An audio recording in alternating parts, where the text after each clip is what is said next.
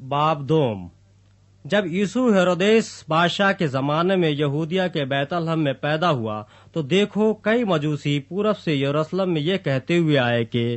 یہودیوں کا بادشاہ جو پیدا ہوا ہے وہ کہاں ہے، کیونکہ پورب میں اس کا ستارہ دیکھ کر ہم اسے سجدہ کرنے آئے ہیں۔ یہ سن کر ہیرودیس بادشاہ اور اس کے ساتھ یروشلم کے سب لوگ گھبرا گئے، اور اس نے قوم کے سب سردار کاہنوں اور فقیہوں کو جمع کر کے ان سے پوچھا کہ مسیح کی پیدائش کہاں ہونی چاہیے۔ انہوں نے اس سے کہا، یہودیہ کے بیت لحم میں، کیونکہ نبی کی معرفت یوں لکھا گیا ہے کہ اے بیت لحم یہودا کے علاقے، تو یہودا کے حاکموں میں ہرگز سب سے چھوٹا نہیں،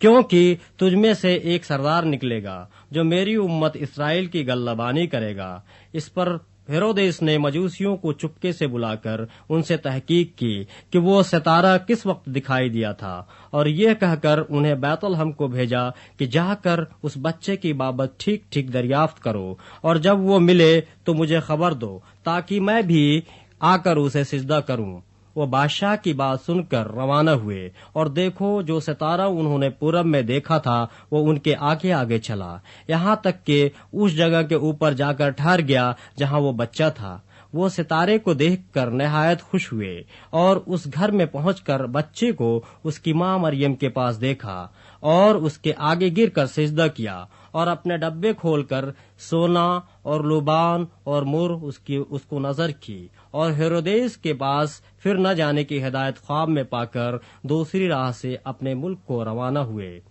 جب وہ روانہ ہو گئے تو دیکھو خداوند کے فرشتے نے یوسف کو خواب میں دکھائی دے کر کہا، اٹھ، بچے اور اس کی ماں کو ساتھ لے کر مصر کو بھاگ جا، اور جب تک کہ میں تجھ سے نہ کہوں وہیں رہنا، کیونکہ ہیرودیس اس بچے کو تلاش کرنے کو ہے تاکہ اسے ہلاک کرے۔ پس وہ اٹھا اور رات کے وقت بچے اور اس کی ماں کو ساتھ لے کر مصر کو روانہ ہو گیا، اور ہیرودیس کے مرنے تک وہیں رہا، تاکہ جو خداوند نے نبی کی معرفت کہا تھا وہ پورا ہو کہ مصر میں سے میں نے اپنے بیٹے کو بلایا۔ جب ہیرودیس نے دیکھا کہ مجوسیوں نے میرے ساتھ ہنسی کی تو نہایت غصے ہوا، اور آدمی بھیج کر بیت لحم اور اس کی سب سرحدوں کے اندر کے ان سب لڑکوں کو قتل کروا دیا جو 2 برس کے یا اس سے چھوٹے تھے، اس وقت کے حساب سے جو اس نے مجوسیوں سے تحقیق کی تھی۔ اس وقت وہ بات پوری ہوئی جو یرمیہ نبی کی معرفت کہی گئی تھی کہ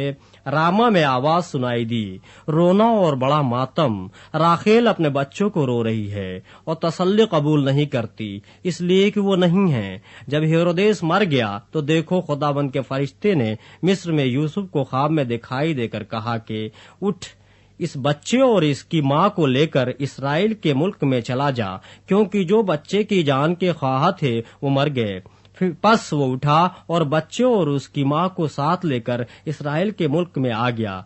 مگر جب سنا کہ ارخلاؤس اپنے باپ ہیرودیس کی جگہ یہودیہ میں بادشاہی کرتا ہے تو وہاں جانے سے ڈرا، اور خواب میں ہدایت پا کر گلیل کے علاقوں کو روانہ ہو گیا، اور ناصرت نام ایک شہر میں جا بسا، تاکہ جو نبیوں کی معرفت کہا گیا تھا وہ پورا ہو کہ وہ ناصری کہلائے گا۔